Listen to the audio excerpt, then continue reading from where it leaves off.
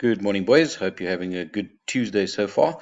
For our Afrikaans lesson today, we're going to be having a look at Bywoorde van Tyd. Now, a bywoord is an adverb, so obviously it's telling me more about the verb. So, for in Bywoorde, there are often three different types: as Bywoorde van Tyd, wyse, and plek. But I'm not going to get into that at all. All we're looking at today is looking at the Bywoorde van Tyd, and the key word there is basically wanneer.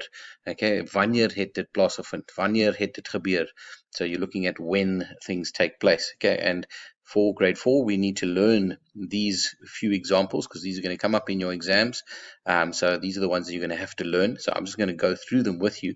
And then in grade 5 and 6, you'll go further into Bywoorde and look at different ways of identifying and looking at some different words of that are Bywoorde. Okay, so what we're going to go through is we're just going to go through these now. So the first one we've got is soggens, and soggens is in the oggend, which is in the morning. All right, so for example, soggens borsel ek my tande. So in the morning I brush my teeth. Then we've got the next one, bedags, that's during the day. So bedags gaan ek skool toe. During the day I go to school. And then we've got smiddag, which is in the middag, which is in the afternoon. So you could say smiddag speel ek sport. So in the afternoon, I play sport.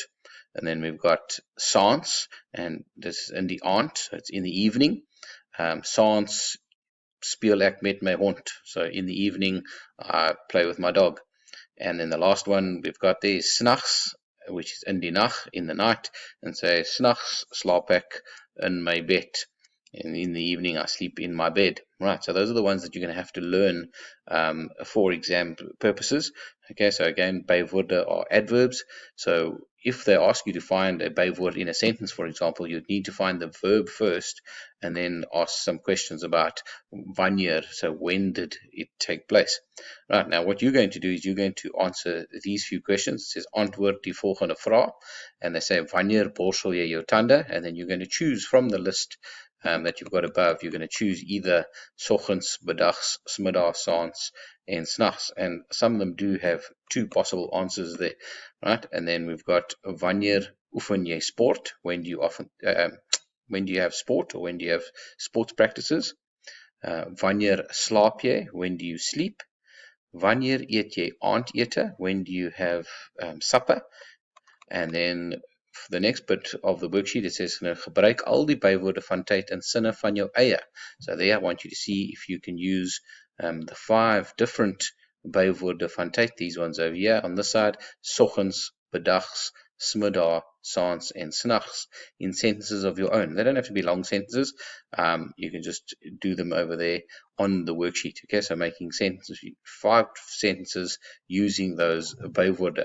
Then once you finish that activity, you're going to turn to your textbook and you're going to turn to page 153 where we're just going to do a few more examples, and you're going to do this in your Afrikaans 1 taalboek, right, when they give you kies die regte woorde uit die blokkie vir die frases.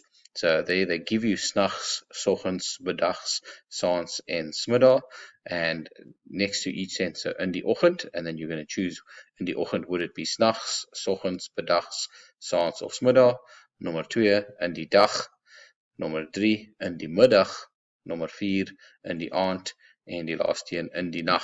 Alright, so you're going to do those for today. And as I said, chaps, this is just an introduction to bywoorde, and it's bywoorde van tyd. Right, so it's all got to do with time, and the key word here for this is the key word is wanneer. Okay, so when did something take place, or when did it happen, or when did it occur?